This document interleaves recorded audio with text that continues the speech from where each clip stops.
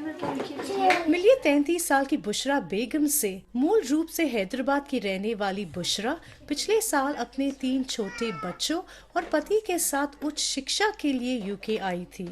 बुशरा और उनका परिवार पूर्वी लंदन में इस छोटे से कमरे में रहते हैं। बुशरा का कहना है कि इस कमरे में बहुत सारी समस्याएं हैं, लेकिन यूके में बढ़ती महंगाई के चलते उनके और उनके परिवार के पास यहाँ रहने के अलावा और कोई ऑप्शन नहीं है। बहुत सारे राइड्स आते हैं जब रात होती है ना, जब तो बहुत मीन्स 4-5 तो कैसा भी आते हो, उसमें से जहाँ जहाँ भी होल है ना वो होल में से निकल के आ जाते हैं। जब हम लोग पहले आए थे ना, तो जब जितना भी फूड कलेक्शन से फूड आइटम्स से सब लेके आते ऐसे फ्लोर पे रख देते थे, बट ऐसे रैट्स आके जब खाने लगे चीज़ें, बहुत सारी ग्रोसरी आइटम्स पूरे फेंकने में गए।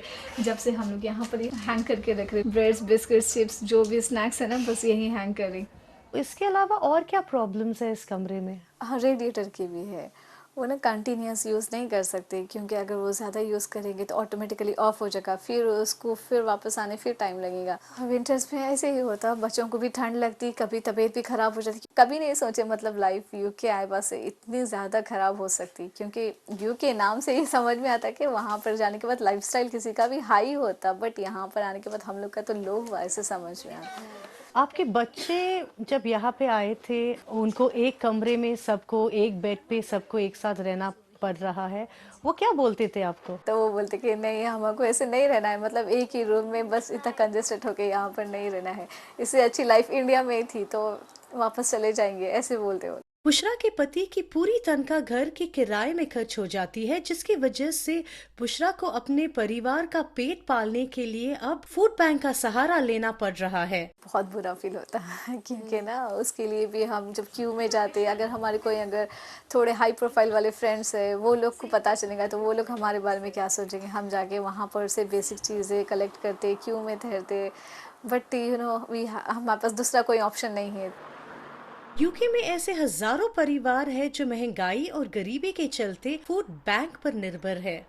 लंदन में ये फूड बैंक मार्च 2020 में दक्षिण एशियाई लोगों के एक समूह द्वारा स्थापित किया गया था और तब से वे बुशरा जैसे परिवारों को हर हफ्ते मुफ्त भोजन और आवश्यक चीजें दे रहे हैं। कोई पेरेंट नहीं चाहता कि फूड बैंक्स और या फिर चैरिटीज़ का हो, बट यहाँ पर सिचुएशंस इतने ख़राब हो गए कि हम लोग को फूड बैंक से लेकर बच्चों को फीड करना पड़ा।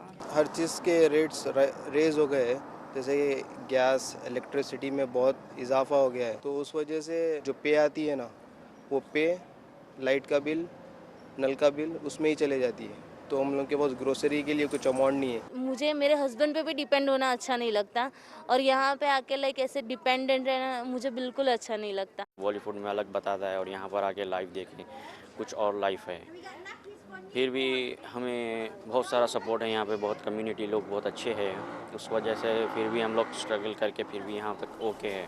फूड बैंक से जुड़े लोगों का कहना है कि महंगाई की वजह से उनके दरवाजे के बाहर लगने वाली कतार वक्त के साथ लंबी होती जा रही है। कोविड में भी आते थे लोग, लेकिन हमने ये नोट की है बात कि कोविड के बाद ज़्यादा लोग आ रहे हैं।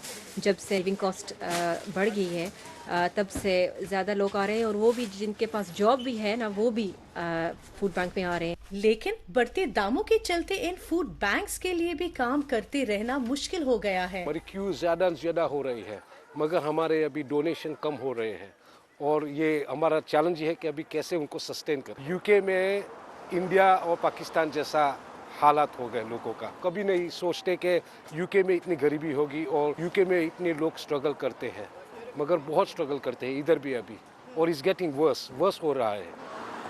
गगन सब्रवाल, BBC न्यूज़, लंदन।